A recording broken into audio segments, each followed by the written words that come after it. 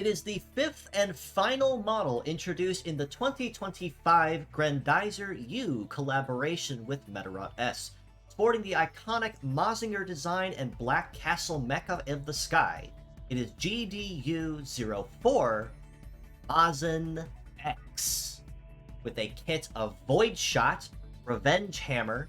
Emit Hammer, Float Legs, and the leg ability of Weapon Master, which adds a percentage of the leg's resist stats to power when attacking and using certain types of skills. Now, as the final model of the Grendizer U collaboration, I do unfortunately have to say that compared to most other models which have some kind of rather very useful gimmick or utility to them, Mazin-X kind of falls a little flat here, as a very gimmicky model between three different types of skills that, when used as a pure set, are rather strange, but when it comes to the overall aesthetic, it is most certainly still all the same a step up from the original Mazinger Z that was an event reward from the first run of the Go Nagai collaboration. Void Shot on the head, and the only new skill that's being introduced into the game, is a shooting type skill that has a very unique punishment to it. In contrast to gravity attribute skills, which deal bonus damage relative to the number of heavy parts that the target has, Void Shot, on the other hand, gets damage plus in the exact reverse of gravity skills. That means that the fewer heavy parts that the target has, the more damage Void Shot deals. So instead of having to use, say, Break, Break Rush, or Break Hammer to punish someone who's extremely heavy, such as someone with heavy arms or even two or more parts in general that are heavy, Void Shot instead will not be doing a lot of damage to those specifically. But on the other hand, a lot of lightweight or high-speed fighters, such as flyers like Fukuro Koraofu or Krotengu, or even a lot of very fast collaboration units such as Full Armor X, or even Ziora D as example with High Fly, or even Elite Zero from the Rockman X collaboration, this is going to serve as an incredible counter and punish to them, as a way to kind of reintroduce and shuffle up the meta just a little bit, as a possible way to deter people from trying to balance the weight, or even specialize in not using any weight at all by people trying to use gravity parts. The only real problem, of course, is that with it being a head use, it does mean it has a limited number of charges, so a little bit of caution is advised if you are planning to use Void Shot in this capacity.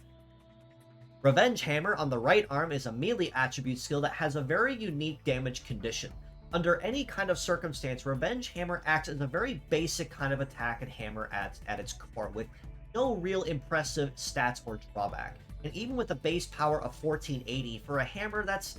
not really all that impressive. However, Revenge Hammer has a very unique condition where if the part's HP is under 50%, the damage triples and gains the proper AoE type status, which means you'll be dealing almost, I can just round up here for a minute, almost 4,500 damage base before any other modifiers, and the AoE, which is, of course, attacking all active parts on the target with spread damage, instead of the basic almost 1,500 you have there. Emit Hammer, on the other hand, also is a conditional hammer type of attack, but is conditional in another sense. Emit Hammer requires 30 CG to be in Mazin-X's charge gauge before it can be used. Upon consuming 30 CG, though, it does also gain Defense Ignore and double damage, and at a base power of 1731 before modifiers, that's already going to be a very nasty blow even before the Defense Ignore kicks in. However, it is worth noting that with both hammers having a success stat in the mid 800s,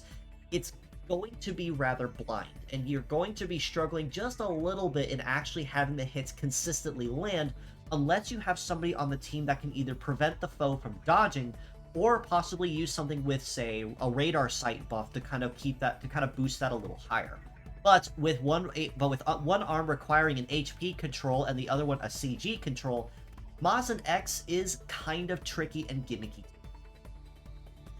Float Legs means that Mazin-X will have very solid coverage across all terrains at A rank across the board, and with a very solid base mobility at 830 and a heavy support of 3, it is definitely going to be a much better overall leg compared to most other models of the most other float legs, especially collaboration models in general, since that is not really something that you see all too often. An evade of 1109 isn't too shabby either, as it means he can dodge or graze fairly consistently, and fairly well-rounded melee and shooting resist stats at 1644 and 1612 respectively means that he's going to have some pretty decent damage reduction across the board when taking incoming attacks. And that's also not counting anything that he's getting on top of that when Weapon Master kicks in for any extra damage that he chooses. As far as armor is concerned, though, Mazin-X is definitely a chunky boy, though. With a head armor of almost 4,800, arms at 4,500 each, and legs at just over 4,600, it's going to be a pretty tough model to take down, being completely honest with you. So while the resist stats are not too shabby and a nice little sweet spot you want to sit in, you're going to have to hit Mazin-X pretty notably hard. And you have to be particularly careful with how you damage him too, because if you perhaps don't break certain things with your attacks, such as, say, attacking Revenge Hammer, but instead of only leaving it at very low HP instead of breaking it, you might be lining yourself up for a very, very nasty cooldown punish if he catches you quick enough. All this being said, though, as a pure set score, unfortunately, I really have to rate Mazin-X probably the lowest of the Grendizer U collaboration models thus far, at a 5.5 out of 10. This isn't saying that Void Shot, Revenge Hammer, and Emit Hammer are all terrible skills, but the problem is he's extremely gimmicky and very choosy on how he chooses to make you. Void Shot is probably going to be the most consistent thing you can use without any kind of condition attached to it. Minus, of course, the lack of heavy parts on the target for the damage bonus. But Revenge Hammer being HP required for that damage plus, and Emit Hammer being completely unusable outright if you don't have at least 30 CG in your gauge, it's gonna be really hard to use Mazin-X to his fullest capacity if he hasn't already taken some hits first, which even then will make using him just a little bit more of a liability risk more than an actual asset.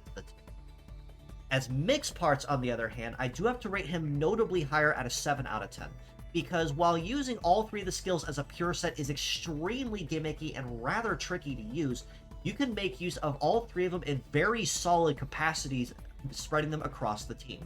Using Void Shot maybe as a starter for any kind of team that uses a lot of lightweight fighters, such as flyers or lightweight bots in general. Revenge Hammer might be really good for people that use HP control in any kind of capacity. Emit Hammer probably can be really good for anyone that uses auto charge as a leg ability, or even full charge heads. And of course, float legs you generally can't go wrong with either, with a triple heavy support and a solid leg ability at that.